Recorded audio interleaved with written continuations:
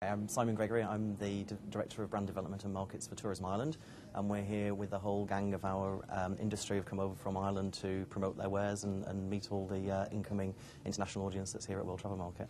And can you tell us about the developments that are going on with Ireland in 2007-2008? Okay, the big thing I suppose is that we are promoting the whole island of Ireland, which is a change which occurred about 5 years ago, and as part of the whole peace process in Northern Ireland, bringing the whole island together as a destination is really important, and particularly because there's a lot of interest in Northern Ireland as a destination. Belfast was voted by Lonely Planet this year as one of their must-see destinations on their blue list, and there's a big intrigue around it because clearly a few years ago you wouldn't have gone to Northern Ireland as a tourist, and now there's a big interest in it, not just because of the recent past, but also the history, and the scenery is beautiful. The Antrim Coast and the Giant's Causeway is probably the best known tourist landmark. It's a World Heritage Site, but there's loads of great things to see. There's a real buzz and vibrancy around the cities of Belfast and Londonderry, and some great scenery as well. So the whole Northern Ireland piece has added a dimension to what has historically been the stronghold of tourism in the south. And you talk about promoting sort of the green and pleasant land element, but the urban product's evolving as well. In what ways?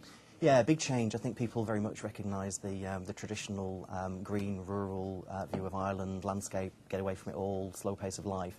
But what's happened in the last 5 to 10 years because of the changes in the economy in the south and in Northern Ireland, there's a regeneration going on in all the cities. So there's a real urban city, vibrant product, which is very buzzy, very happening. Big development in hotels, particularly at the top end of the 4 or 5-star hotel.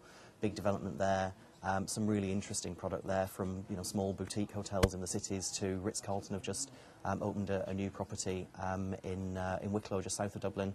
Fantastic property in Powers Court with amazing views and the standards you would expect from Ritz-Carlton. So the whole dynamic has changed from the traditional B&B product, which was very much the core of the traditional Irish offering. That's still there and still very much part of it. I suppose the nice bit is that Ireland is quite a small place and still fairly lightly populated, so it's really easy to get out of the cities and into the rural landscape. And I think what's good about it now is you've got that combination, so you can be in the city centre in Dublin or Belfast or Cork, and within 20 minutes, half an hour, you're out in the most kind of remote landscape and seascapes that you could imagine. So it's a nice combination. And you say about, you're covering the whole of the island. Tourism Island is like both north and south. How are you integrating the products and product offering, pushing it out there? There's a natural fit because ultimately the island of Ireland has a lot of things in common, and particularly around the people and the landscape. But they come together very well because people think they know the south, but they know that they don't really know the north. So there's an intrigue around that, so that people will want to go and see the north for the newness and the novelty of it. But they also want to see the south because they're more comfortable with that, and they understand that, and there's the sort of traditional holiday experience there. So the combination of the two works really well. And actually, once you get away from the island of Ireland, once you get a bit further away in terms of the markets that we're developing, and we're getting into more markets in Asia and in the Middle East, they actually don't recognise that there's two different parts anyway. They know little about the geography or the politics, and they see it as an island, so it makes a lot of sense to market it together. And on the web marketing side, what's been going on there? You've launched in Second Life. Could you explain what's going on?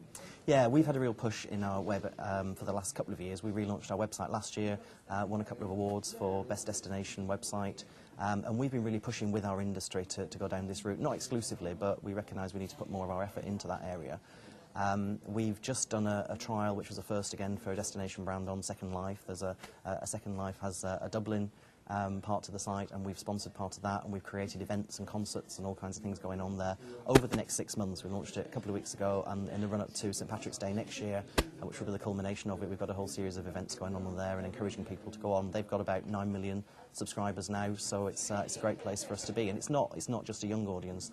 A big bulk of their audience is kind of over 35, which is really the market that we're in, slightly older market, and it works really well for us. So we've had some good initial response to that, and we're going to develop that with them, see where it goes from there. But we're trying to just push the boundaries a little bit, do things that are a bit more creative. I think we've recognised you've got to engage and entertain people, not just advertise to them.